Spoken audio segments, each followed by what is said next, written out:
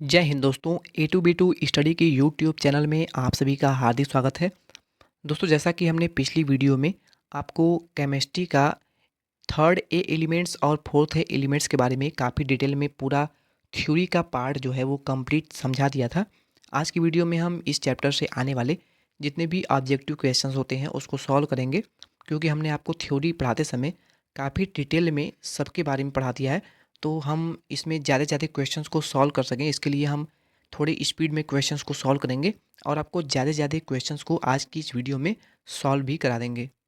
तो चैनल पर पहली बार विजिट कर रहे हैं तो चैनल को सब्सक्राइब कर लें और बेल आइकन को भी प्रेस कर लें, जिससे आपको हमारी हर वीडियो का नोटिफिकेशन भी मिलता रहेगा। डेली टेस्ट सीरीज के लिए हमारी टेलीग्राम चैनल से आप जुड़ सकते हैं, जिसका लिंक आपको हमारी डिस्क्रिप्शन बॉक्स में मिल जाएगा। तो स्टार्ट करते हैं आज की क्लास। आज का हमारा पहला प्रश्न है, एल्यूमिनियम तथा गैलियम की समान संयोजक त्रिज्या होती है क्योंकि जो एल्यूमिनियम है और गैलियम, इन दोनों की जो संयोजक त्रिज्या होती है वो समान होती है। इसका क्या कारण है? एल्यूमिनियम तथा गैलियम की समान सहसंयोजक त्रिज्या होती है। इसका कारण है गैलियम परमाणु के डी इलेक्ट्रॉन की परीक्षण क्षमता कम होती है। ऑप्शन नंबर सी हो जाएगा इसका करेक्ट आंसर। नेक्स्ट है, निम्नलिखित में से कौन सा अम्ल के साथ हाइड्रोजन गैस उत्पन्न नहीं करता है? निम्नलिखित में से कौन सा ऐसा है जो कि अम्ल है और अम्ल के साथ हाइड्रोजन गैस उत्पन्न नहीं करता है? तो काफ़ी इंपॉर्टेंट क्वेश्चन है दोस्तों। बोरान जो है ये अम्ल के साथ क्रिया करने पर हाइड्रोजन गैस नहीं देता है। ऑप्शन नंबर बी हो जाएगा इसका करेक्ट आंसर।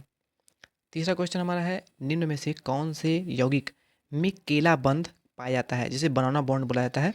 तो जो बनाना बॉन्ड है यानी जिसे केला बॉन्ड भी बोला जाता है, ये आपका B2S6 में पाया जाता है। ऑप्शन नंबर ए हो जाएगा इसका करेक्ट। BF3 लुईस अम्ल का उदाहरण है क्योंकि यह होता है। BF3 जो है ये लुईस अम्ल का उदाहरण है क्योंकि यह होता है। तो दोस्तों इसका कारण है इलेक्ट्रॉन स्नेही। BF3 जो है ये आपका इलेक्ट्रॉन स्नेही अभिकर्मक होता है, तो इसीलिए लुईस अम्ल का उदाहरण इसे माना जाता है। ऑप्शन नंबर बी हो जाएगा इसका करेक्ट आंसर। दोस्तों, मैं आपको केवल क्वेश्चन बहुत ही स्पीड में करा रहा हूँ, क्योंकि हमने थ्योरी में आपको बहुत ही अच्छे सब कुछ पढ़ा दिया है। तो हमें ज़्यादा से ज़्यादा क्वेश्चंस को सॉल्व करना है, इसलिए हम आपको तेज़ी से क्वेश्चंस को कराते हुए चल रहे हैं। नेक्स्ट क्वेश्चन हमारा पांचवा है, निम्न में से कौन सा गर्म करने पर ऊर्ध्वपातित होता है? ऊर्ध्वपातित का मतलब आप समझ रहे हैं, यानी गर्म करने पर वाष्प बन के उड़ जाना ही ऊर्ध्वपातन की क्रिया कहलाता है। तो इसमें से जो आपका एल्यूमिनियम क्लोराइड है यानी ऑप्शन नंबर बी आप देख सकते हैं, ये ऊर्ध्वपातित हो जाता है गर्म करने पर। ऑप्शन नंबर बी हो जाएगा इसका करेक्ट आंसर।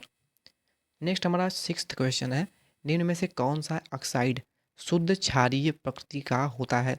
निम्न में से कौन सा ऐसा ऑक्साइड है जो कि शुद्ध क्षारीय प्रकृति का होता है? तो इसमें से जो हमारा TiO3 है, ये सबसे शुद्ध क्षारीय प्रकृति का होता है। ऑप्शन नंबर बी हो जाएगा इसका हमारा करेक्ट आंसर। बोरान का निष्कर्षण किस खनिज से किया जाता है? बोरान का जो अयस्क है उसके बारे में मैंने आपको बताया था। तो बोरान का निष्कर्षण जो है वो कोल मैनाइट से किया जाता है। बोरान जो है इसका निष्कर्षण यानी इसकी जो प्राप्ति होती है ये कोल मैनाइट अयस्क से होता है। ऑप्शन नंबर हो जाएगा सी इसका करेक्ट आंसर। अगर आपने थ्योरी वाली वीडियो को देख लिया होगा तो आपको ये सब क्वेश्चन आ रहे होंगे। समान फिटकरी का सूत्र क्या होता है? तो बहुत ही आसान है, समान फिटकरी का सूत्र ये आप सभी जानते हैं। फिटकरी के साथ साथ आपको मैंने और भी बहुत सारे सूत्र बताए थे, तो वो सब आपको याद होने चाहिए। जिनमें से कौन सा पदार्थ विषक्रामक के रूप में काम आता है?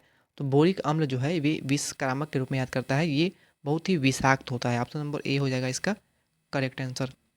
फिटकरियों में पाई जाती है, फिटकरी जो है इसमें क्या पाई जाती है? फिटकरी जो होती है इसमें क्या पाई जाती है? तो फिटकरी यानी पोटास एलम जिसे कहा जाता है, तो इसमें क्या पाया जाता है? इसमें एक सहसंयोजी बंध एवं दूसरी त्रिसंयोजी धातु पाई जाती है। ऑप्शन नंबर सी हो जाएगा इसका हमारा राइट आंसर। 11वां प्रश्न है, BCl3 के जलीय विलयन की प्रकृति कैसी होती है? BCl3 यानी बोरान क्लोराइड के जलीय विलयन की प्रकृति कैसी होती है? तो BCl3 के जलीय विलयन की जो प्रकृति होती है वो दुर्बल अम्लीय होती है। अम्लीय से याद आया, अम्ल और क्षार में अगर आपको कोई भी कन्फ्यूजन है तो पीएच मान ज्ञात करने वाले के लिए एक मैंने आपको स्पेशल वीडियो बनाया है, पीएच मान कैसे ज्ञात करें। उसमें मैंने आपको अम्ल और क्षार के बारे में फुल डिफाइन किया है, तो उस वीडियो को आप देख लीजिए, आपका सारा कैलकुलेशन जो है वो उसमें निकल जाएगा। 12वां क्वेश्चन है, डाइबोरेन जल से क्रिया करके उत्पन्न करता है। क्या उत्पन्न करता है? डाइबोरेन, डाई यानी 2 बोरान हो गए आपके, तो ये जल के साथ अभिक्रिया करके क्या बनाता है? डाइबोरेन जो है वो जल के साथ अभिक्रिया करके H3BO3 बनाता है। 13वां क्वेश्चन है, AlCl3 के द्विगुणक में 2 AlCl3 के बीच पाया जाता है। क्या पाया जाता है? कौन सा बॉन्ड पाया जाता है आपको बताना है। तो ये हो जाएगा आपका उप सहसंयोजक बंध। ऑप्शन नंबर डी हो जाएगा इसका करेक्ट आंसर। B2O3 की प्रकृति होती है, कैसी होती है? तो इसकी प्रकृति जो है वो अम्लीय होती है। B2O3 जो है ये अम्लीय होती है। आप कहेंगे सर कि इसमें तो हाइड्रोनियम आयन तो उपस्थित नहीं है, तो ये अम्लीय कैसे हो गया? तो कुछ ऐसे यौगिक होते हैं जो कि अम्लीय गुण प्रदर्शित करते हैं बिना हाइड्रोनियम आयन के भी। तो ये सब मैंने आपको बता रखा है, पर यहाँ पे मैंने आपको क्लियर कर दिया। नेक्स्ट क्वेश्चन पे चलते हैं। नेक्स्ट क्वेश्चन है, थैलियम की परिवर्ती ऑक्सीकरण अवस्था का कारण क्या है? थैलियम जो है इसकी ऑक्सीकरण अवस्था जो है वो परिवर्ती होती है। इसका कारण है निष्क्रिय युग्म प्रभाव। युग्मन प्रभाव इस पे शून्य होता है, कोई इफेक्ट नहीं होता है। ऑप्शन नंबर हो जाएगा ए हमारा करेक्ट आंसर। निम्न में से कौन सा यौगिक सहसंयोजी है? 16वां क्वेश्चन में बताना है आपको कि कौन सा यौगिक जो है वो सहसंयोजी है। तो दोस्तों एल्यूमिनियम क्लोराइड जो है वो सहसंयोजी यौगिक है। ऑप्शन नंबर हो जाएगा सी हमारा करेक्ट आंसर। इस प्रश्न को हमने ऊपर अभी किया था। नेक्स्ट है हमारा, निम्न में से कौन सा तत्व निष्क्रिय युग्म का प्रभाव दर्शाता है? तो टाइटेनियम जो है ये निष्क्रिय युग्मन प्रभाव को दर्शाता है। ऑप्शन नंबर सी हो जाएगा हमारा इसका करेक्ट आंसर। AlCl3 यानी एल्यूमिनियम क्लोराइड द्विगुणित के रूप में प्राप्त होता है, क्योंकि इसमें पी कक्षक जो है वो अपूर्ण होता है। इसमें पी कक्षक जो है इसमें इसका अभाव होता है। यही कारण होता है कि एल्यूमिनियम क्लोराइड जो है वो द्विगुणित के रूप में प्राप्त होता है। नेक्स्ट क्वेश्चन है, निम्न में से कौन सा तत्व मृदा में अधिकता से पाया जाता है? तो ये तो मैंने आपको बहुत अच्छे से बताया था। सबसे अधिक मात्रा में एल्यूमिनियम पाया जाता है और दूसरे नंबर पर आपका टिन पाया जाता है पृथ्वी पर सबसे अधिक मात्रा में। तो क्लियर हुआ। 20वां है, एल्यूमिनियम के निष्कर्षण में क्रायोलाइट का उपयोग है बॉक्साइट को घोलने में, अधिक एल्यूमिनियम प्राप्ति में, इलेक्ट्रॉनों के बचाव में, और डी है एल्यूमिनियम क्लोराइड फ्लोराइड के घोलने में। तो एल्यूमिनियम के निष्कर्षण में क्रायोलाइट का उपयोग क्या है, यही आपको बताना है। तो बॉक्साइट को घोलने के लिए ही क्रायोलाइट का उपयोग किया जाता है। क्रायोलाइट का उपयोग बॉक्साइट को घोलने के लिए किया जाता है। नेक्स्ट है, डाइबोरेन में हाइड्रोजन सेतु बंधों की उपस्थिति का संभावित कारण क्या है? डाइबोरेन में हाइड्रोजन सेतु बंधों की उपस्थिति का संभावित कारण क्या है? तो इसका कारण है आवश्यक इलेक्ट्रॉनों की संख्या से 2 इलेक्ट्रॉन जो हैं वो कम होते हैं। ऑप्शन नंबर सी हमारा होगा इसका करेक्ट आंसर। पोटास एलम जल में आयनित होकर देता है, क्या देता है? तो पोटास एलम जो है वो जल में घुलित होकर 3 प्रकार के आयन देता है। ऑप्शन नंबर हो जाएगा सी हमारा करेक्ट आंसर। +1 ऑक्सीकरण अवस्था में कौन सा स्थायी यौगिक बनाता है? +1 ऑक्सीकरण अवस्था में कौन सा है जो कि स्थायी यौगिक बनाता है? तो इसमें जो टाइटेनियम है वो ऑक्सीकरण संख्या इसकी 1 होती है, +1, और ये अ अस्थायी अवस्था बनाता है, अस्थायी यौगिक बनाता है। नेक्स्ट है एल्यूमिनियम हाइड्रॉक्साइड यहाँ पे है, और AlOH का ट्वाइस NaOH यानी सोडा लाइम जिसे बोला जाता है। दोस्तों ध्यान दीजिएगा, ये जो NaOH है ना इसे आप सोडियम हाइड्रॉक्साइड बोलेंगे, पर इसे सोडा लाइम के नाम से भी जाना जाता है। ये आपको याद रखना है। NaOH जो है इसको सोडा लाइम के नाम से भी जाना जाता है। विलयन में विलय है क्योंकि इस जो विलयन है, इस विलयन में विलय है, इसका कारण क्या है? तो इसका कारण है सोडियम मेटा एल्यूमिनेट बनाता है। सोडियम मेटा एल्यूमिनेट बनाता है। ऑप्शन नंबर बी हो जाएगा इसका करेक्ट आंसर। कांच पर जमने के बाद एल्यूमिनियम की वाष्प दर्पण का कार्य करती है, क्योंकि यह वायु में मलिन नहीं होता है। यहाँ पे हो जाएगा ऑप्शन नंबर डी हमारा करेक्ट आंसर। त्रिकेंद्रीय इलेक्ट्रॉन युग्म बंध होता है, किस में होता है? त्रिकेंद्रीय इलेक्ट्रॉन युग्म बंध जो होता है वो किस में होता है? तो वो होता है B2H6 में। हो जाएगा ऑप्शन नंबर सी इसका करेक्ट आंसर। आर्थोबोरिक अम्ल को लाल गर्म करने पर क्या बनता है? आर्थोबोरिक अम्ल जो है इसको लाल गर्म करने पर क्या बनता है? तो बनता है बोरिक एन हाइड्राइड। ऑप्शन नंबर डी हो जाएगा यहाँ पे करेक्ट आंसर। ये क्वेश्चन काफ़ी मोस्ट इंपॉर्टेंट है। एल्यूमिनियम क्लोराइड के निर्माण में बहुत सारी ऊष्मा उत्पन्न होती है। इसका कारण इस इसका उपयोग क्या है? एल्यूमिनियम क्लोराइड जो है वो बहुत सारी ऊष्मा उत्पन्न करती है। इस कारण का उपयोग क्या है? ये आपको बताना है। तो इस कारण का उपयोग हम थर्माइड वेल्डिंग में करते हैं। यहाँ पे आप थर्माइड वेल्डिंग जो है ऑप्शन नंबर डी हो जाएगा इसका करेक्ट आंसर। किस धातु पर प्रतिरक्षी ऑक्साइड परत बन जाती है, स्वतः बन जाती है? किस ऐसी कौन सी धातु है जिस पर कि प्रतिरक्षी ऑक्साइड परत बन जाती है? तो काफ़ी इम्पॉर्टेंट क्वेश्चन है ये। दोस्तों एल्यूमिनियम जो है इस पे प्रतिरक्षी ऑक्साइड बन जाती है, इसकी एक परत बन जाती है। ऑप्शन नंबर ए हो जाएगा हमारा इसका करेक्ट आंसर। कॉलेमैनाइट की निम्न में से किसके साथ क्रिया करवाने पर बोरेक्स प्राप्त होता है? कोलमैनाइट की निम्न में से किसके साथ क्रिया करवाने पर बोरेक्स यानी जिसे सुहागा कहा जाता है? और मैंने एक आपको और बताया था, क्या बताया था कि बोरेक्स को और किस नाम से जाना जाता है? टिंकल, टिंकल के नाम से भी इसे जाना जाता है। ठीक है, तो कोलमैनाइट की निम्न में से किसके साथ अभिक्रिया कराई जाए कि बोरेक्स यानी टिंकल या फिर सुहागा प्राप्त हो? तो बोरेक्स की अभिक्रिया हम कराएंगे, कोलमैनाइट की अभिक्रिया हम कराएंगे सोडियम कार्बोनाइट से। ऑप्शन नंबर सी यहाँ पे हो जाएगा हमारा इसका करेक्ट आंसर। दोस्तों अगला क्वेश्चन है, आपको बताना है कि इन चारों में से सबसे अधिक गलनांक किसका है? तो इसका जो करेक्ट आंसर है वो होगा ऑप्शन नंबर ए, यानी बोरान जो है इसका गलनांक सबसे अधिक है। थर्ड ए समूह के तत्व होते हैं, कैसे होते हैं? थर्ड ए समूह तत्व होते हैं वो क्या पी ब्लॉक के होते हैं, क्या वो एस ब्लॉक के होते हैं, क्या वो डी ब्लॉक के होते हैं, क्या वो डी ब्लॉक दुर्लभ मृदा तत्व होते हैं? कौन से होते हैं third A elements? Third A के सभी एलिमेंट्स पी ब्लॉक के तत्व आते हैं। ऑप्शन नंबर बी हो जाएगा इसका करेक्ट आंसर। BHB बंद सेतु का डाइबोडन में कितने इलेक्ट्रॉनों के सहभाग से निर्माण होता है? तो 2 इलेक्ट्रॉन के निर्माण से होता है। ऑप्शन नंबर ए हो जाएगा करेक्ट। थर्मल वेल्डिंग में प्रयुक्त होता है, क्या प्रयुक्त होता है? थर्माइट वेल्डिंग में क्या प्रयुक्त होता है? तो थर्माइट वेल्डिंग में एल्यूमिनियम का चूड़ प्रयुक्त होता है। ऑप्शन नंबर ए इसका राइट आंसर होगा। निम्न में से कौन सा कथन सत्य है? आपको बताना है कि इन चारों में से कौन सा जो कथन है वो करेक्ट होगा। तो इसमें से जो BCl3 एवं ACl3 दोनों लुईस अम्ल हैं, ये मैंने आपको बताया था कि BCl3 और ACl3 दोनों ही लुईस अम्ल हैं और BCl3 ACl3 अपेक्षा अधिक प्रबल है। BCl3 जो है वो ACl3 की अपेक्षा अधिक प्रबल लुईस अम्ल है। यहाँ पे ऑप्शन नंबर ए ही हो जाएगा हमारा करेक्ट। एल्यूमिनियम बहुत से ऑक्साइडों को अपचयित करता है क्योंकि इसकी बहुत अधिक बंधुता होती है। एल्यूमिनियम जो है वो बहुत से ऑक्साइडों को अपचयित करता है क्योंकि इसकी बहुत अधिक बंधुता होती है। इसका कारण क्या है? आपको यही बताना है। तो इसका कारण है ऑक्सीजन के लिए। ऑप्शन नंबर ए हमारा है वो हो जाएगा करेक्ट आंसर। इसकी इलेक्ट्रॉन बंधुता जो होती है वो ऑक्सीजन के लिए सबसे अधिक होती है। निम्न में से कौन सा अधिक अम्लीय प्रकृति का है? 44वां क्वेश्चन बताना है आपको कि इन चारों में से कौन सा जो है वो सबसे अधिक प्रबल अम्लीय है। ठीक है, तो जो इसमें आपका BL3 है यानी ऑप्शन नंबर डी आप देख सकते हैं, ये आपका सबसे अधिक प्रबल अम्लीय है। न्यून इलेक्ट्रॉन यौगिक का उदाहरण है, न्यून इलेक्ट्रॉन यौगिक का उदाहरण इसमें से कौन सा है?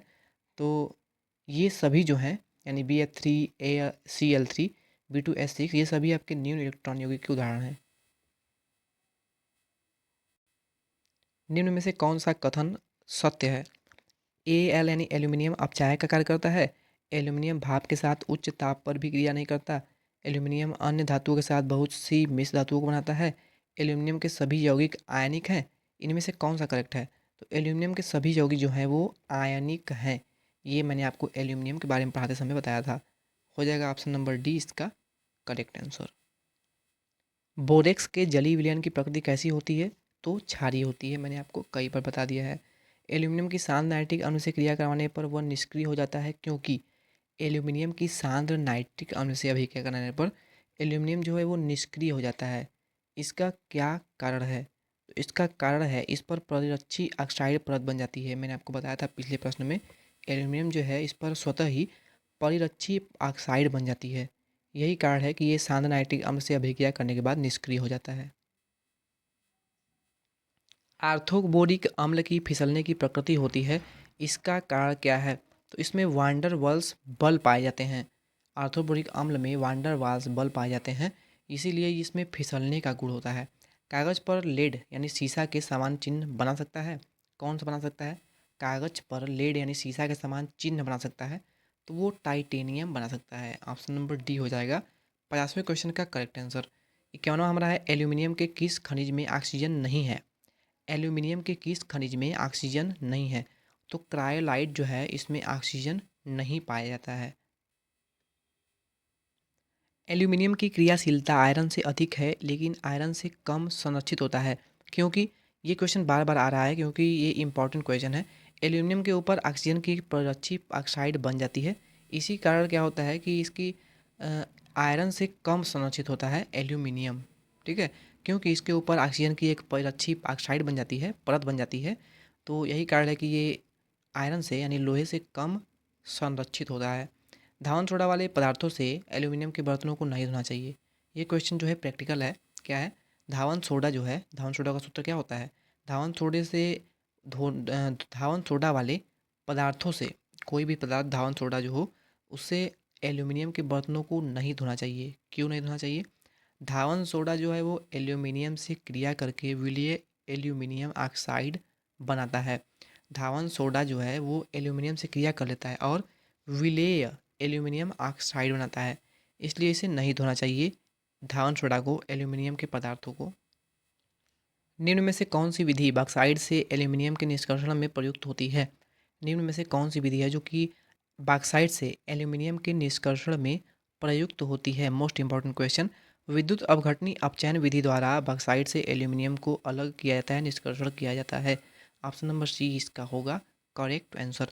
रक्त तत्व करने पर बोरेक्स जिस पारदर्शक पदार्थ में बदल जाता है उसका सूत्र क्या होगा? रक्त तत्व करने पर बोरेक्स यानी सुहागा को जिस पारदर्शक पदार्थ में बदल जाता है वह कौन सा है? तो वह है आपका Na BO2 + B2O3। Option number C होगा इसका करेक्ट आंसर। एल्यूमिनोथर्माइट विधि में एल्यूमिनियम है, क्या है? एल्यूमिनोथर्माइट विधि में एल्यूमिनियम क्या है? तो एल्यूमिनियम थर्माइड विधि में एल्यूमिनियम जो है वो एक अपचायक के रूप में काम करता है, एक प्रबल अपचायक के रूप में काम करता है। निम्नलिखित में से इसमें B2O3 को बोरान में अपचयित कर सकते हैं। निम्नलिखित में से कौन सा इसमें है धातु तत्व जो कि B2O3 को बोरान में अपचयित कर सकता है? ये क्वेश्चन बहुत ही इंपॉर्टेंट है। तो जो आपका मैग्नीशियम है ना, इसमें क्या करते हैं कि B2O3 को बोरान में अपचयित कर सकता है। ऑप्शन नंबर ए जो हमारा है मैग्नीशियम, वो होगा इसका करेक्ट। किस धातु का हाइड्रोक्साइड रंग स्थापक के रूप में प्रयोग करते हैं? तो इसको मैंने आपको चिल्ला चिल्ला कर बताया है कि एल्यूमिनियम जो है इसके हाइड्रोक्साइड रंग स्थापक के रूप में प्रयोग होते हैं। एल्यूमिनियम हमारा इसका करेक्ट आंसर होगा। नेक्स्ट है एल्यूमिनियम कार्बाइड की जल के साथ क्रिया कराने पर क्या बनता है? एल्यूमिनियम कार्बाइड की जल के साथ क्रिया कराने पर क्या बनता है? दोस्तों एल्यूमिनियम की कार्बाइड के जल के साथ ये क्रिया काफ़ी फेमस है, और ये अभिक्रिया जो है आपने पढ़ा होगा अपने इंटरमीडिएट में कि एल्यूमिनियम कार्बाइड की जल से अभिक्रिया करने पर क्या बनता है। ये रिएक्शन जो है वो बहुत ही इंपॉर्टेंट है, इसलिए ये क्वेश्चन जो है इसको नोट कर लीजिए। मेथेन बनता है। क्या बनता है? मेथेन बनता है। एल्यूमिनियम कार्बाइड की जल से क्रिया कराने पर मेथेन बनता है। ऑप्शन नंबर डी यानी मेथेन हो जाएगा करेक्ट आंसर। मेथेन को कहा जाता है मार्स गैस, CH4 इसका सूत्र होता है। नम वायु में निर्जल AL3 धुआं देता है क्योंकि नम वायु में यानी कि वायु में जब आता होती है तो निर्जल AlCl3 धुआं देता है। क्या कारण है? तो ये जल अवघटन हो जाता है। नमी जब होती है वायु में तो क्या होता है, ये एल्यूमिनियम क्लोराइड जो है ये जल के साथ क्रिया कर लेता है और ये अवघटित हो जाता है। तो यही कारण है कि नम धातु वायु में क्या होता है, ये धुआं देने लगता है। ठीक है, जैसे ही वायु में उपस्थित आर्द्रता से अभिक्रिया करता है वो धुआं देने लगता है। नेक्स्ट क्वेश्चन है यदि बोरेक्स मणिक गर्म अवस्था में ही हरी और ठंडी अवस्था में नीली हो तो वह सूचित करता है, क्या सूचित करता है? मैंने आपको बताया था कि कौन से यौगिक को बोरेक्स में मिलाया जाएगा कि कौन सी कलर को वो प्रदर्शित करेगा। तो अगर बोरेक्स मणिक गर्म करने पर अवस्था में है और हरी और ठंडी अवस्था में नीली हो तो वह क्या सूचित करता है? ठीक है, बोरेक्स जो है ये क्या सूचित करता है? तो वो सूचित करता है कि इसमें कॉपर की उपस्थिति है। कॉपर यानी Cu की इसमें उपस्थिति है, तभी ये ठंडी अवस्था में नीली नीली कलर को प्रदर्शित करता है, यानी ब्लू दिखता है हल्का हल्का। ठीक है दोस्तों, आखिरी के 2 क्वेश्चन बचे हमारे। प्रोड्यूसर गैस के मुख्य अवयव हैं। प्रोड्यूसर गैस के मुख्य अवयव हैं, ये क्वेश्चन मोस्ट इम्पॉर्टेंट है। ये क्वेश्चन पिछले प्रीवियस के क्वेश्चन पेपर में पूछा गया है कि प्रोड्यूसर गैस के मुख्य अवयव इनमें से कौन कौन है।